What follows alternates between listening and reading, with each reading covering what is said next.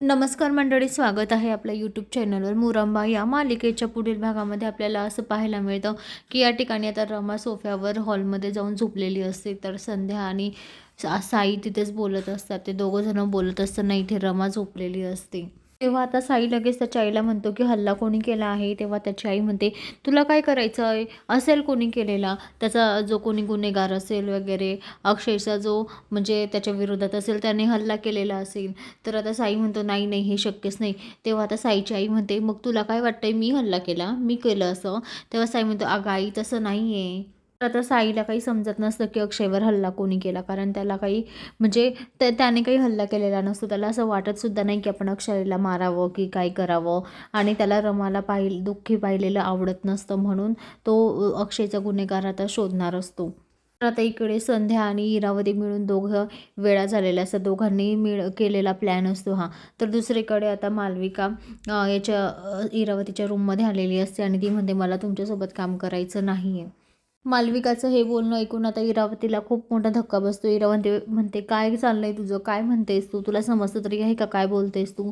तेव्हा आता मालविका म्हणते, हो, माझे डोळे उघडले, तर मला तुमच्यासोबत अजिबात काम करायची इच्छा नाही आणि करायचंच नाही यापुढे. एवढं उचलून आणलं मी तुला घरामध्ये आणि तू माझ्यावरच जोर दाखवते आता, असं ती आता मालविकाला म्हणत असते. तेव्हा आता इरावती मालविकाला काहीच बोलत नाही, कारण आता घरामध्ये हॉलमध्ये सगळे जमलेले असतात. तर सगळे जमलेले असताना त्या ठिकाणी आता पोलीस येतात अक्षयच्या घरी. ते पोलीस आता म्हणतात अक्षयला की तुमच्यावर जो हल्ला झालेला असतो ना, त्याची चौकशी करायला आम्ही तुमच्या घरी आलेलो आहेत. तेव्हा आता अक्षय म्हणतो, हो हां, हल्ला झालेला आहे, पण मग घरी का. तेव्हा आता पोलीस म्हणतात, हो, आम्हाला काहीतरी समजलं आहे, म्हणूनच आम्ही घरी जे लोक आहेत त्यांच्याशी चौकशी करायला आलेलो आहे. आता हे ऐकून इरावतीला तर खूप मोठा धक्का बसतो.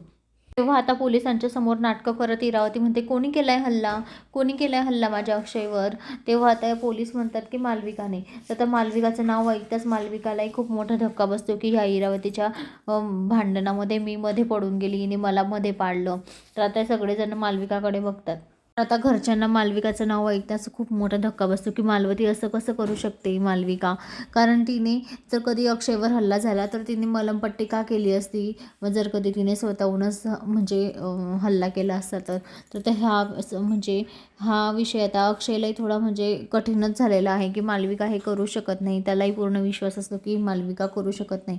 तर दुसरीकडे अण्णा आता डायनिंग टेबलवर बसलेले असतात नाश्त्यासाठी. तेवढंच आता रमा येते आणि रमा म्हणते की मला समजलेलं आहे की हा हल्ला कोणी केला आहे अक्षयवर.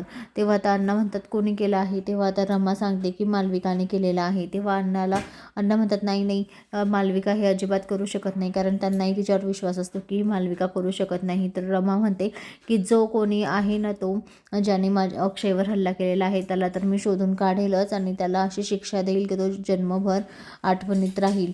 तर आता मंडळी, आता रमा शोधून काढेल का की कोणी हल्ला केला आहे अक्षयवर, आणि त्यासोबत तिला साई मदत करेल का, हे आपल्याला येणाऱ्या पुढील भागात पाहायला मिळेल. तर मंडळी, अशाच मालिकेच्या नवनवीन अपडेटसाठी चॅनलला लाईक आणि सबस्क्राईब करा, शेअर करायला विसरू नका. धन्यवाद.